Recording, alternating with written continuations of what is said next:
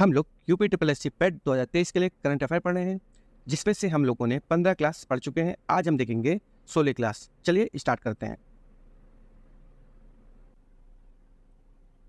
आज का हमारा पहला क्वेश्चन है, हाल ही में नौसैनिक अभ्यास मालाबार का 27वां संस्करण कहाँ संपन्न हुआ? तो ये हुआ ऑस्ट्रेलिया में हुआ। अब चलिए इस क्वेश्चन के बारे में देख लेते हैं। इसके बारे में देख लेते हैं। तो ये नौसैनिक अभ्यास मालाबार का 27वां संस्करण ऑस्ट्रेलिया के पूर्वी तट पर संपन्न हुआ। ठीक है, अब इस नौसैनिक अभ्यास में किन किन देशों ने भाग लिया ये भी देख लेते हैं। तो इसमें लिया भारत, अमेरिका, जापान और ऑस्ट्रेलिया की नौसेनाओं ने भाग लिया था। चलिए हमारा अगला क्वेश्चन है, हाल ही में किसने Bharat new car assessment programme launch किया? तो ये किया नितिन गडकरी ने किया। ठीक है, नितिन गडकरी कौन सा मंत्रालय देखते हैं? तो ये भी देख लेते हैं। तो ये केंद्रीय सड़क परिवहन राजमार्ग के मंत्री हैं। ठीक है, और देख लेते हैं ये Bharat new car assistant programme है, ये कहाँ पे लॉन्च किया गया था? तो ये नई दिल्ली में किया गया।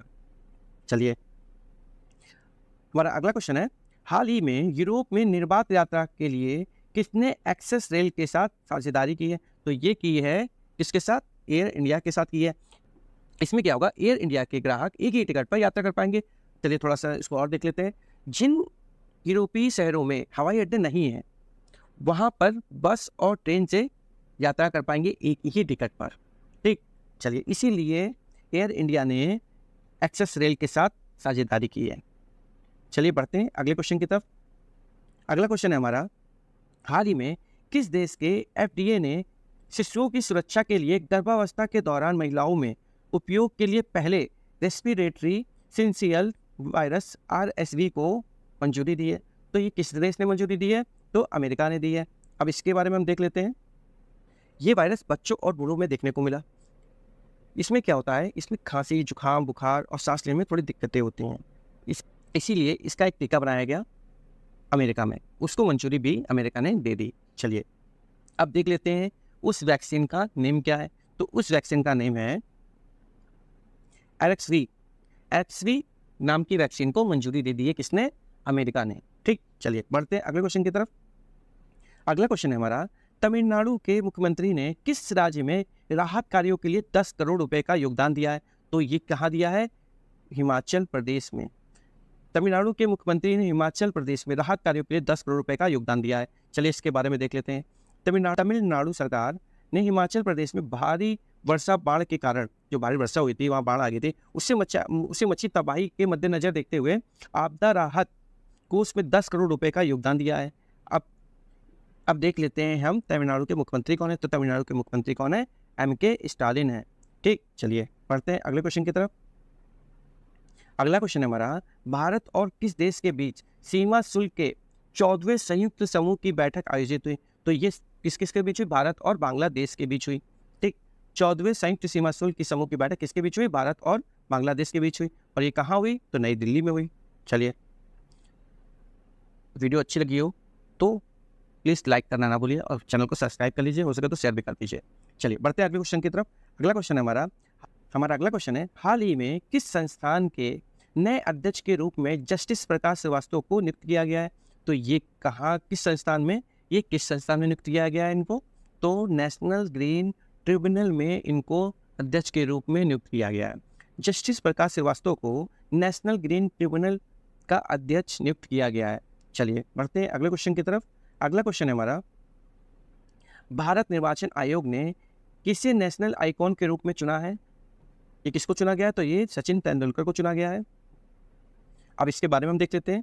भारत निर्वाचन आयोग ECI, election commission of India, ठीक है, ने सचिन तेंदुलकर को मतदाता जागरूकता और शिक्षा अभियान election commission of India voter awareness and education के लिए अगले 3 वर्षों के लिए नेशनल आइकॉन बनाया है। इसको बनाया गया है, सचिन तेंदुलकर को बनाया, आप देख सकते हैं। चलिए हमारा अगला क्वेश्चन है, हाल ही में किस राज्य सरकार ने सफाई कर्मचारियों को आयुष्मान भारत योजना में शामिल किया है? तो ये कौन सी सरकार ने किया है? तो हिमाचल प्रदेश की सरकार ने सफाई कर्मचारियों को आयुष्मान भारत में योजना में शामिल किया है। ठीक, चलिए अगला क्वेश्चन हमारा, हाल ही में भारतीय तटरक्षक बल ने किस देश के तटरक्षक बल के साथ समझौता ज्ञापन पर हस्ताक्षर किए हैं? तो ये किसके साथ किए हैं? भारत ने फिलीपींस के साथ किए हैं। अब इसके बारे में हम देख लेते हैं। भारतीय तटरक्षक ने समुद्री सहयोग बढ़ाने हेतु, ठीक है, समुद्री सहयोग बढ़ाने हेतु फिलीपींस तटरक्षक के साथ समझौता ज्ञापन पर हस्ताक्षर किया है। चलिए अब अगला क्वेश्चन देख लेते हैं हम। हाल ही में मुख्यमंत्री सीखो कमाओ योजना का शुभारंभ किस राज्य में किया गया है? इंपॉर्टेंट क्वेश्चन है। तो ये किया गया है मध्य प्रदेश में किया गया है, ठीक है। मध्य प्रदेश में मुख्यमंत्री सीखो कमाओ योजना का शुभारंभ किया गया है। अब देख लेते हैं इसके बारे में। मध्य प्रदेश के मुख्यमंत्री ने भोपाल में, कहाँ पे? भोपाल में मुख्यमंत्री सीखो कमाओ योजना का शुभारंभ किया है।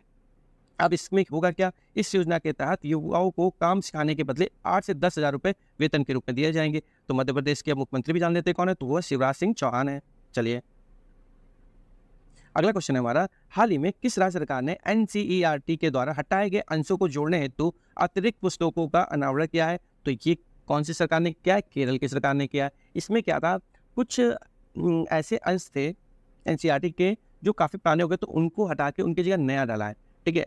नया अंश ऐड किया है किस सरकार ने? केरल सरकार ने, ठीक। चलिए किस राज्य के मुख्यमंत्री ने हनुमान लोक का उद्घाटन किया है? तो किस राज्य के मुख्यमंत्री ने किया है? तो ये किया है मध्य प्रदेश के मुख्यमंत्री ने किया है, ठीक है। मध्य प्रदेश के मुख्यमंत्री ने हनुमान लोक का उद्घाटन किया है।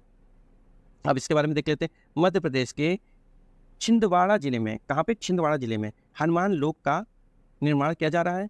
इसे बनाने में 314 करोड़ रुपए की लागत आएगी, ठीक, हनुमान लोक को बनाने के लिए।